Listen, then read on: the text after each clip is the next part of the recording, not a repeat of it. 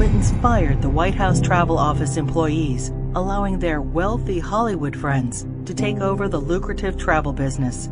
This led to investigations by the FBI, DOJ, GAO, Oversight Committee, and the Whitewater Independent Counsel.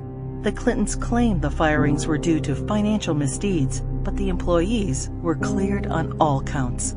Hillary Clinton allegedly played a central role in the firings, yet in her sworn testimony, she claimed she was not involved.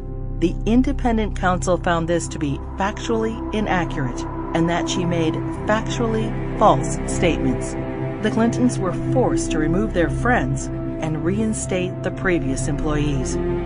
Vince Foster, the longtime friend and companion of Hillary Clinton, was significantly involved in several Clinton scandals. Due to the strange circumstances surrounding his death in 1993, an investigation ensued.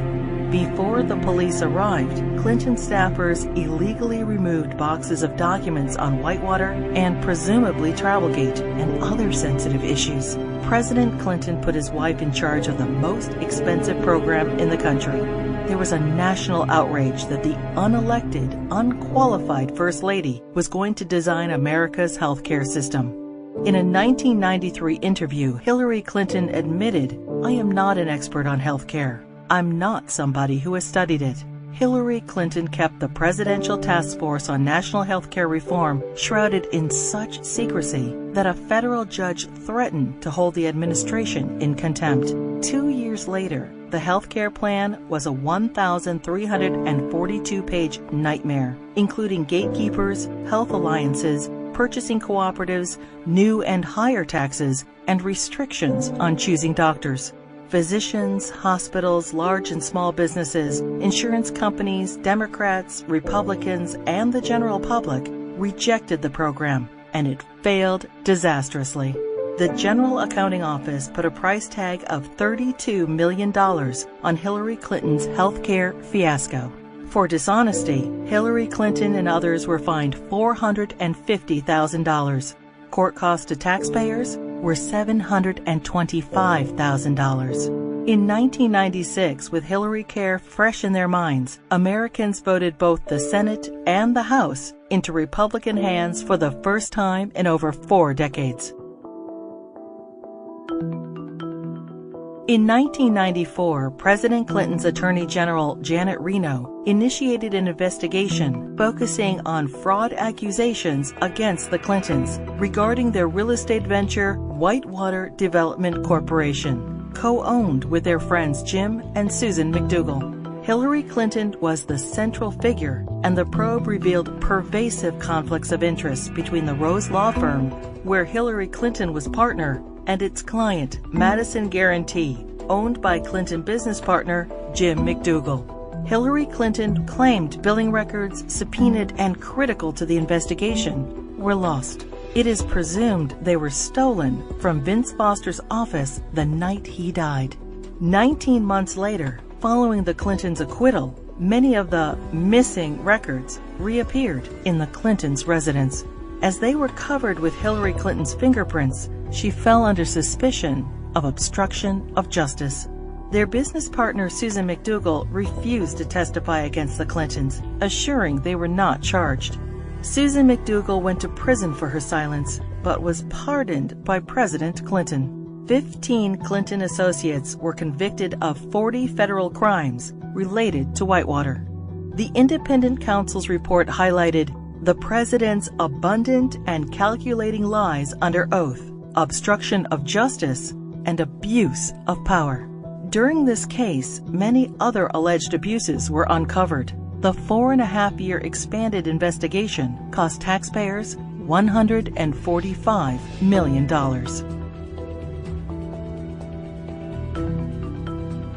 Hillary Clinton's trades in cattle futures raised suspicions of improprieties as her very first trade of $5,000 quickly turned into over $490,000. She refused to release her tax returns for the years in question. Hillary Clinton insisted that she made all the investment decisions herself. The investigation proved her trades were actually placed by her friend James Blair through the brokerage firm Refco. James Blair was outside counsel for Tyson Foods, the largest employer in Arkansas, which is state regulated. The perception was Mrs. Clinton received preferential treatment and incredible financial returns as a way to garner favor with her husband, then governor of Arkansas. Refco was investigated and paid the largest fines in the history of the exchange.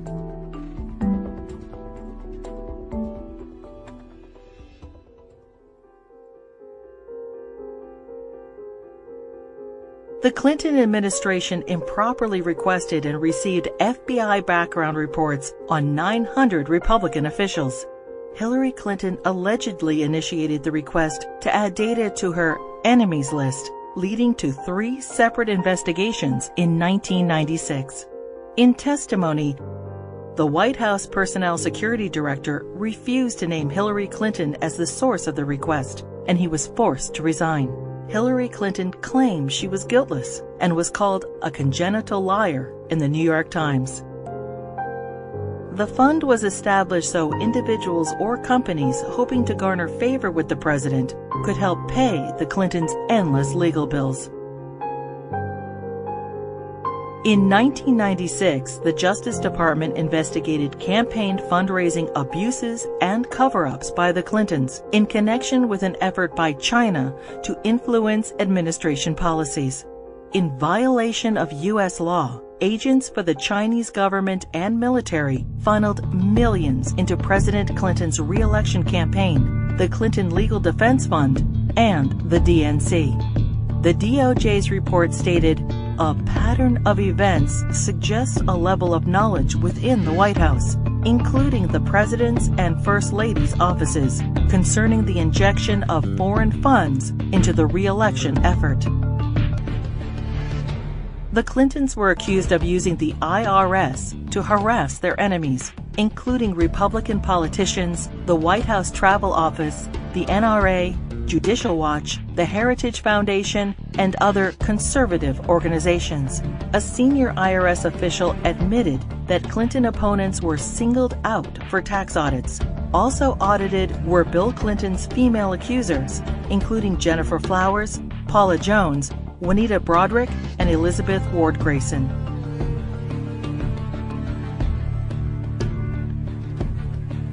As he was leaving office in January 2001, President Clinton pardoned 450 people for crimes ranging from cocaine trafficking to kidnapping and terrorism.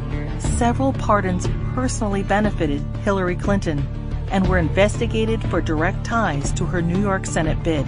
Mark Rich, a billionaire fugitive, owed the government over $160 million and was charged with tax evasion, wire fraud, racketeering, and trading with Iran. Rich's ex-wife Denise Rich, a close friend of the Clintons, donated over $600,000 to the Clinton Presidential Library just prior to the pardon. Mrs. Rich also gave $14,000 to the Clinton Legal Defense Fund and $135,000 to Hillary Clinton's Senate campaign. The New Square Four were elders of a Republican voting Hasidic community convicted of defrauding the government of millions of dollars. Candidate Clinton met with their Grand Rabbi. Hillary Clinton received their votes, and the New Square Four received their pardons. Hillary Clinton claimed, "I did not play any role whatsoever in the pardons." Hillary Clinton's brother, lawyer Hugh Rodham, charged high fees to use his family influence to obtain presidential pardons. Carlos Vignali, a Los Angeles drug lord, paid Rodham over $500,000, and his sentence for cocaine trafficking was commuted. Almond Braswell, a scam artist, paid Rodham over $250,000 and was pardoned for defrauding senior citizens of millions of dollars. Fighting for Puerto Rican independence, the FALN exploded 138 bombs in New York City, Chicago, and Puerto Rico. During a 10-year reign of terror, 13 innocent people were killed and over 80 were maimed. New York City Councilman Jose Rivera met with Hillary Clinton proposing pardons for FALN members in return for Puerto Rican support in her Senate race. 2 days later, President Clinton pardoned 16 FALN terrorists. These pardons were condemned by Democrats and Republicans, the House and Senate, the FBI, the U.S. Attorney, the Federal Bureau of Prisons, and the Fraternal Order of Police. Another probe into Clinton wrongdoing ensued. When Congress requested additional information, President Clinton claimed executive privilege, preventing anyone involved with the pardons from testifying. Hillary Clinton claimed no involvement in or prior knowledge of the decision. Former Democratic President Jimmy Carter called these shameless pardons disgraceful. The largest political fundraiser in U.S. history became the largest election fraud in history. In the year 2000, the fundraiser for Hillary Clinton's New York Senate race was attended by 1,300 people, including the Hollywood elite and the Democratic leadership. In violation of federal election statutes, an individual, Peter Paul, financed the entire event. Peter Paul was also a convicted cocaine trafficker. In violation, Hillary Clinton was involved with the solicitation of funds and the coordination of the gala. In violation, Hillary Clinton requested in writing an additional $150,000 from Peter Paul in untraceable securities. The Clinton campaign's filings with the Federal Elections Committee stated the event only cost $500,000. The actual price tag was $1.5 million. Senator Clinton was fined over $50,000 for purposely underreporting the cost of the event. In another campaign finance fraud, Hillary Clinton ignored FBI warnings and accepted over $900,000 from scam artist and felon Norman Sue. Hillary Clinton's Senate tenure was undistinguished. In 7 years, she introduced only 3 minor bills which became law, including the naming of a post office. She helped secure millions in federal assistance for a New York developer. Ethics questions arose when the businessman donated over $120,000 to the Clinton Foundation. Senator Clinton did not support English as the official language of the United States government, and she enthusiastically voted for the Iraq War resolution. Hillary Clinton ignored Senate rules and reporting requirements for the hiring of staff and non-paid fellows, breaking the Senate Code of Official Conduct and hiding multiple conflicts of interest. She was investigated by the Senate Select Committee on Ethics.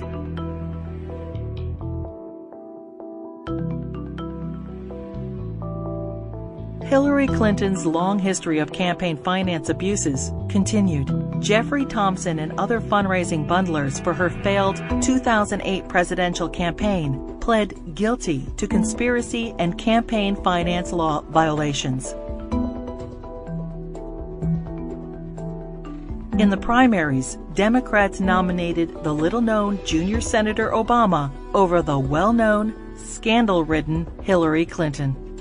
In 2009, President Obama nominated Hillary Clinton as Secretary of State. In 2014, the State Department spokesperson was asked to identify one tangible achievement from Hillary Clinton's 4 years as Secretary of State. She responded, "I am certain those who were here at the time, who worked hard on that effort, could point out one."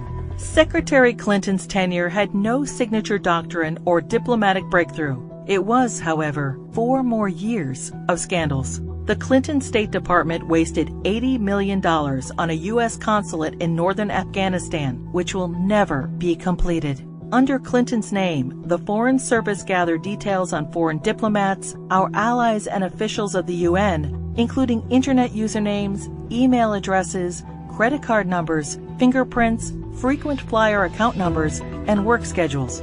The Clinton State Department lost approximately $6 billion due to improper filing of contracts. The FBI, CIA, and the DOJ requested that Boko Haram be designated as a terrorist group so the agencies could pursue them. Secretary Clinton declined. and the group continued its reign of terror, including the kidnapping of 300 schoolgirls in Nigeria. A special investigator for the State Department claims probes into illegal acts by the Diplomatic Security Service and ambassadors were influenced, manipulated, or simply called off under Hillary Clinton. These include sexual assaults by State Department security officials in Beirut, endemic engagement of prostitutes by Hillary Clinton's security detail, drug use by State Department contractors in Baghdad, solicitation of child male prostitutes by U.S. Ambassador to Belgium. Secretary Clinton's spokesperson claimed Hillary Clinton had no knowledge of any of the scandals in her State Department. We learned of it from the media and don't know anything beyond what's been reported.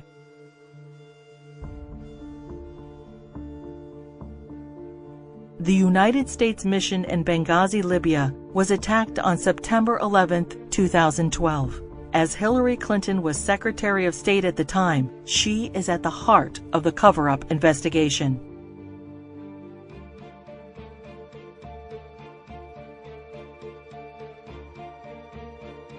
When she finally testified to Congress 4 months after the attack, she famously stated, "The fact is we had 4 dead Americans. Was it because of a protest? Or was it because guys out for a walk one night who decided they'd go kill some Americans? What difference at this point does it make?"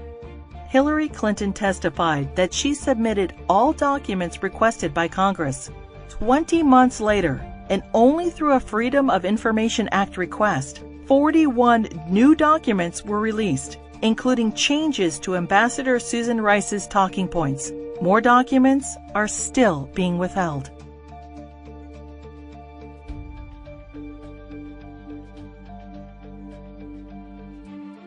The Presidential Records Act allows restricted access to documents for 12 years after leaving office. Now, 14 years later, the Clintons are still withholding thousands of records from the public.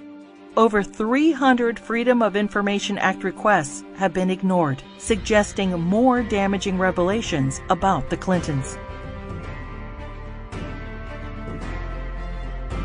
It is difficult to separate the Clintons' personal and political financial ventures from those of the Clinton Foundation.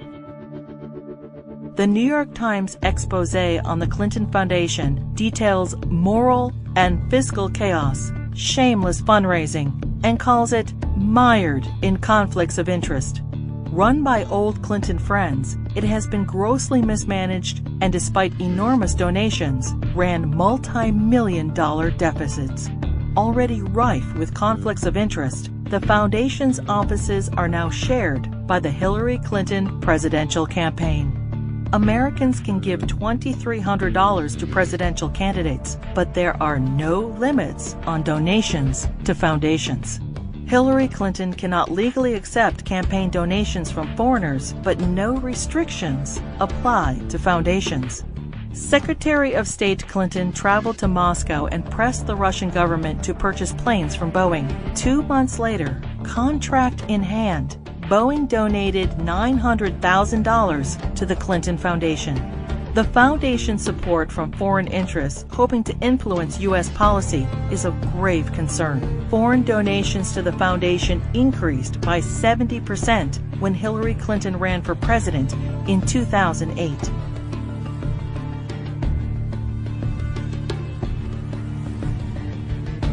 Saudi Arabia has financed terrorists, has an abysmal women's rights record, and punishes homosexuality by death.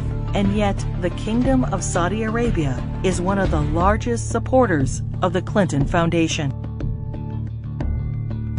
In a Clinton co-presidency, every large donation could raise suspicions of improprieties or influence peddling and lead to non-stop investigations. Great story here for anybody willing to find it and write about it and explain it is this vast right-wing conspiracy. It's no secret that we're going up against some pretty powerful forces that will do and spend whatever it takes to advance a very different vision for America.